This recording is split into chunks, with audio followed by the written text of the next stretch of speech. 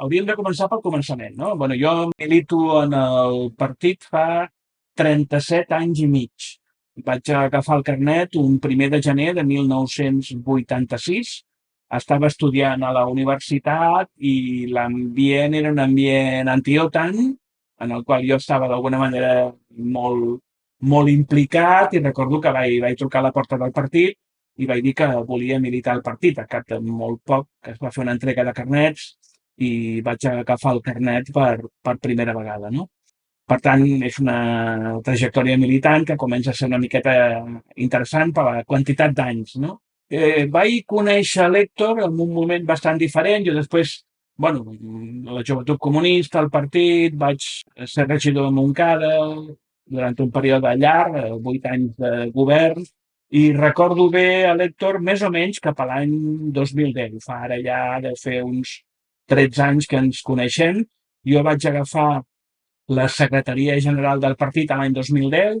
Després, a l'any 2012, em van escollir coordinador general d'Esquerra Unida i Alternativa. Entre una cosa i l'altra, vam començar a parlar del tema de la unitat comunista. Era una obsessió que jo tenia quan vaig agafar la secretaria general, i crec que ja en aquestes primeres converses i primers contactes l'Héctor era el responsable de l'organització del Subviu, i crec que ens vam començar a conèixer. Jo ja l'havia vist una miqueta abans, però vam començar a parlar i ens vam començar a conèixer més o menys cap a aquella època. Per tant, estem parlant d'uns 13 anys, 12-13 anys, en què va començar d'alguna manera la nostra relació, no? Per tant, el recordo molt bé com a persona referència del Subviu, i també el recordo molt bé perquè quan la idea de la unitat la vaig començar a pronunciar, ell hi estava molt interessat, no? I per tant em vaig fixar i vaig pensar, ostres, a aquest noi aquest tema li agrada, aquest tema li interessa,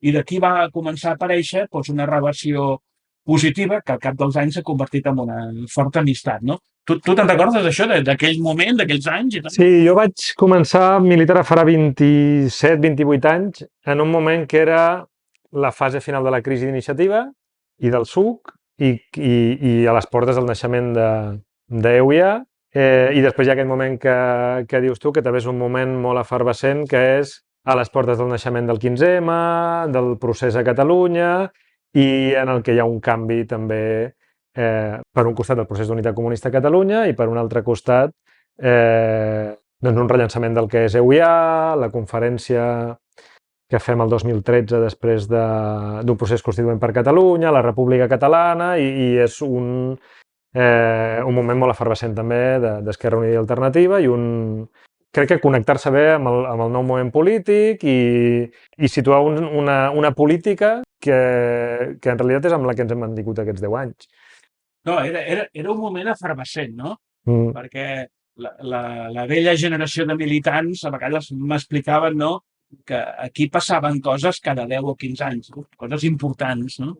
I en canvi vam entrar en un període pràcticament a partir del 2010, 2012, en què tot es va accelerant, tot anava molt més de pressa.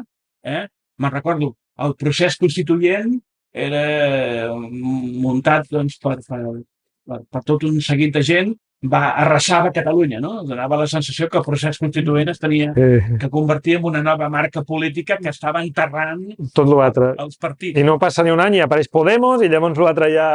Entremig, amb la gent d'Iniciativa, perquè la gent d'Iniciativa no volia de cap manera sortir de la tranquil·litat de la coalició entre Iniciativa i EUIA, anant-los dient-los, escolta, espavilem, perquè estem comprovant que com procés constituent està esclatant, i la nova política, va començar a aparèixer aquesta idea, la nova política s'està obrint camí, vol dir que hem de canviar, hem de canviar coses, no podem oferir la mateixa fórmula electoral de sempre. Iniciativa resistia a través de la comoditat de ser el soci majoritari d'aquella coalició, no? I van fer unes jornades, me'n recordo, el Fabra i Cots. L'ara és demà, sí. L'ara és demà, que d'alguna manera també van sorprendre perquè van ser molt positives, no? Però ràpidament ja va sortir Podemos, no?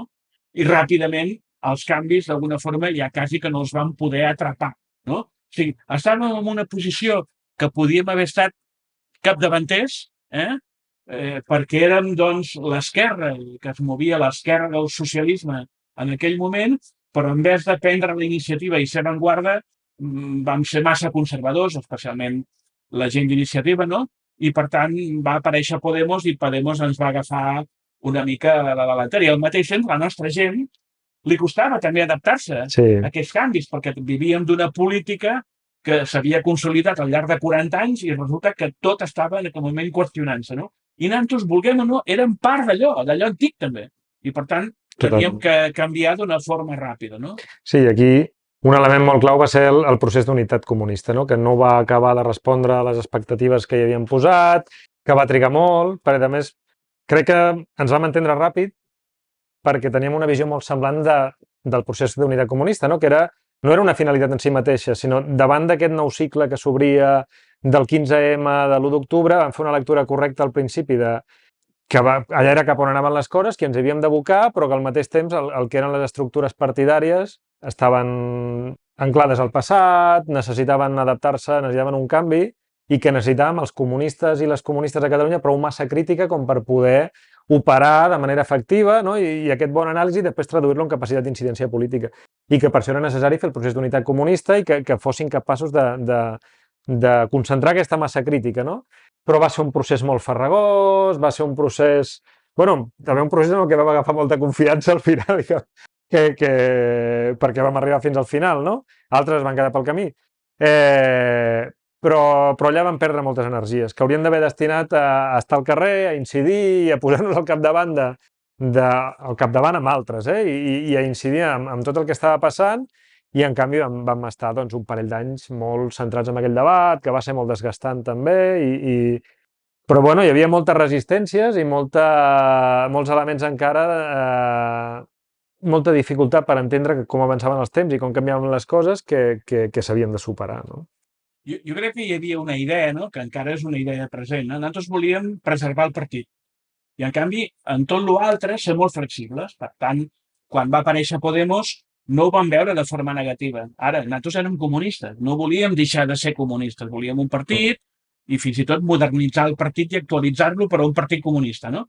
I amb l'altre, torno a repetir, ser molt, molt flexibles, no? Després ens vam trobar, bueno, que en l'espai dels comuns ni el partit es permetia, no? I que realment els comuns volien ser un nou partit, però sense organització democràtica, no? Amb una gestió familiar o d'amistats, no? Però jo crec que és el moment que vam viure i torno a repetir, també molta gent es va quedar pel camí, no? Perquè els canvis van ser tan ràpids que no els van poder digerir, no? I això és una cosa que sempre m'ha sabut greu, però bé, eren canvis inevitables que si no hi arribem a estar nosaltres ens haguessin passat d'alguna manera per sobre. I després jo també recordo, bueno, el meu accés a les institucions, bueno, clar, jo ja vaig començar com regidor del meu poble, que és una espècie d'escola, no? Sempre aprens molt al ser regidor del poble, però després ja molt ràpidament va venir al Senat, al Congrés i després al Parlament de Catalunya. Al final són bastants anys d'experiència on, bueno, jo tinc que fer un balanç positiu perquè he après moltíssimes coses, he fet moltes amistats, avui, evidentment, tinc més experiència. Jo el que espero és que l'Héctor també aquest fil l'agafi, no? L'experiència institucional està bé, no substitueix a la idea de partit i a l'organització política del partit, és una cosa de més a més, però està bé tenir-la, no? Jo crec que ara ell aviat entrarà al Congrés dels Diputats, se'n donarà compte de l'ambient madrileny, no? Aquest ambient palaciego, no? Que hi ha a Madrid, de sentir-se una mica al centre del poder i de manar des d'allà, i també coneixerà d'alguna forma la maquinària de l'Estat una miqueta més des de dins, no? Que és una experiència interessant, que crec que s'ha de tenir, i, evidentment, el que sempre li recomano és que mai perdi el contacte amb el partit, el debat col·lectiu, el tenir els peus a terra, no? Perquè també a Madrid et pots aïllar, no? Et pots creure que allò és el món de la política o és la política, i allò és una part de la política, una part que té el seu interès, però que no és la política, és una part de la política. Bueno, jo crec que aquí ja l'anirem reclamant i l'anirem estirant perquè pugui jugar amb aquest doble sentit, no? D'estar allà, perquè s'hi ha d'estar, però que tingui els peus ben a terra aquí a Catalunya, no? No, si això jo ho tinc molt clar. De fet, A mi la política institucional no és el que m'ha cridat ni és una cosa que m'hagi motivat massa mai i tampoc l'ambient de Madrid i viure a Madrid tampoc és una cosa que cridi massa, m'han interessat més altres aspectes de la militància, però en qualsevol cas, doncs, som d'una cultura política en què un no fa el que li ve de gust, sinó el que es decideix col·lectivament i, per tant, doncs, ara em toca a mi desenvolupar aquesta tasca. I crec que també pot ser un moment molt interessant perquè, bueno, si com les enquestes apunten, doncs, aquesta ofensiva conservadora de la dreta extrema i l'extrema dreta s'acaba conformant amb un govern de PP i Vox, doncs ens trobarem en una situació greu. Crec que no es veu encara fins a quin punt això pot ser una involució a l'estat espanyol i, per tant, és imprescindible una cosa que a mi sí que crec que és molt important, no només la tasca institucional, sinó la capacitat d'establir relacions polítiques, d'establir aliances i de teixir aquí aliances republicanes amb la resta de forces sobiranistes de l'estat espanyol i també amb l'esquerra d'arrel estatal, perquè és un element molt important, no? Crec que ara tenim un gran dèficit perquè l'esquerra d'àmbit estatal, Sumar, es troba en una posició molt subordinada al PSOE avui en dia i això és un greu problema, no? Això que hem parlat moltes vegades, que el que hauríem de construir és un front democràtic i social del conjunt de les forces que volen superar el règim del 78 per ser capaços d'incidir en el PSOE i obligar el PSOE a fer polítiques progressistes, a fer polítiques d'esquerres i, òbviament, doncs, a abordar d'una manera diferent la situació a Catalunya i altres parts de l'Estat, però per això necessitem que hi hagi una esquerra d'àmbit estatal que sigui sensible a totes aquestes reclamacions, que es torni a situar amb una perspectiva de transformació i de superació del règim del 78, que torni a defensar el dret a l'autodeterminació dels pobles, etc etc. I aquí hi ha moltíssima feina a fer, no? Perquè realment la situació en els últims anys s'ha degradat molt en aquest sentit. Jo aquests darrers anys, no, he fet també molt bona amistat amb els diputats de Bildu i també del BNG i, evidentment, amb la gent d'Esquerra, no, que també l'he anat d'alguna manera coneixent que no la coneixia. Realment és un grup de gent maco. Estem parlant de que al final entre Esquerra, Bildu, BNG són 10, 15, 20 diputats, no?, que en molts moments han estat determinants i que han permès que algunes lleis socials s'aprovessin, perquè sense aquest vot aquestes lleis socials no s'haguessin apropat, però que tenen una visió que està fora del sistema Madrid, també s'ha de dir. O sigui, aquí veuràs el PSOE i Sumar que juguen el joc de Madrid, estan com a molt integrats en el sistema, són una mica la part esquerra del sistema i, en canvi, Esquerra Republicana, Bildu i BNG que juguen fora del sistema. I aquesta és una gran diferència. O sigui, per exemple, en moltes ocasions, en molts debats, la gent del PSOE i la gent de Sumar es feia plantejaments que estan quadriculats dins la monarquia parlamentària, no? I que no volien sortir d'aquí i els límits que tenia aquesta monarquia parlamentària, no? I en canvi veies que nosaltres fèiem plantejaments que estaven fora d'aquest joc, no? Aquests plantejaments avui dia clarament no afavoriran un govern del PP-Vox de cap de les maneres, però que pensem que automàticament no donaran suport a un govern del sistema encapçalat pel PSOE, perquè en moltes ocasions parlem de polítiques de defensa o parlem, jo què sé, del paper de la monarquia o parlem de determinades polítiques econòmiques, el que estan plantejant és semblant. De fet, a Europa, el PSOE i el PP, les macropolítiques econòmiques les tenen pactades, no?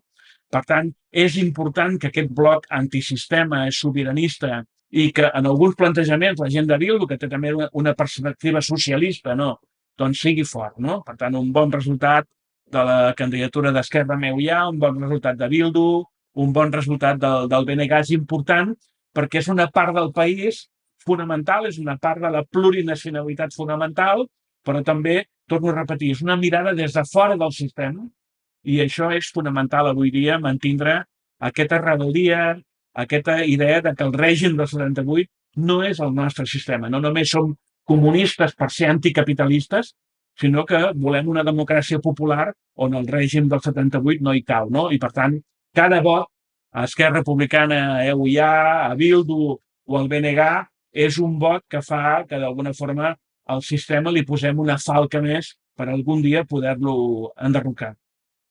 Sí, no, i ara hi ha el mantra aquest, l'abstenció, tot és una merda, no serveix per res, tots són la mateixa merda i tal i qual, que és veritat que el PSOE pot ser una gran merda governant i que es pot entendre amb el PP fàcilment, no?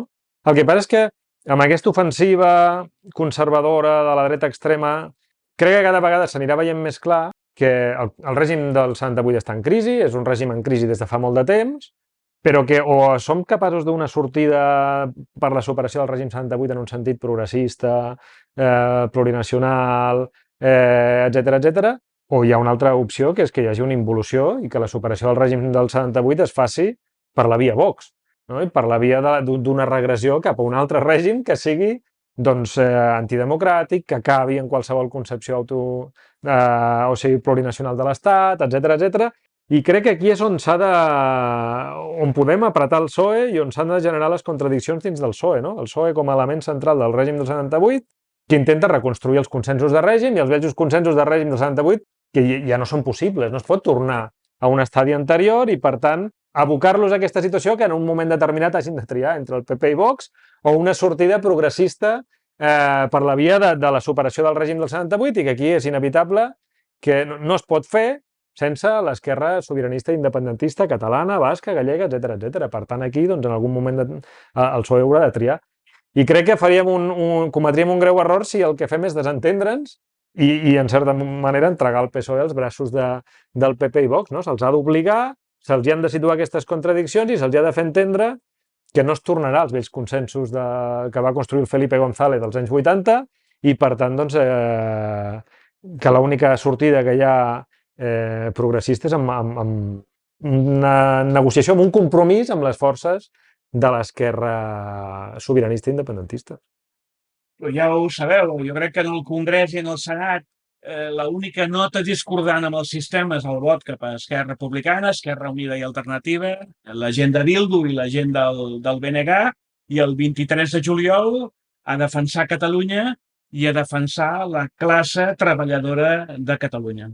Sí, és un element imprescindible, la mobilització, anar a apel·lar aquesta majoria social a Catalunya, que està cansada, que està decebuda, en un moment de tancament de cicle, que tota la força, totes les energies que es mobilitzen des del 2010 amb el 15M, amb el procés sobiranista a Catalunya, doncs s'esgoten, un moment ara dur i de retrocés, també en un moment de recés de la mobilització, però ens hem de sobreposar, ens hem de recuperar i s'ha d'anar a votar massivament perquè les conseqüències poden ser molt i molt greus i després de les eleccions generals vindran unes eleccions al Parlament de Catalunya i doncs s'ha de defensar totes les posicions perquè realment l'amenaça és greu i el procés, o sigui, el risc d'involució és molt important, per tant, doncs és molt important aquesta mobilització i cridar a tothom a mobilitzar-se el 23 de juliol. Ja ho sabeu, a votar.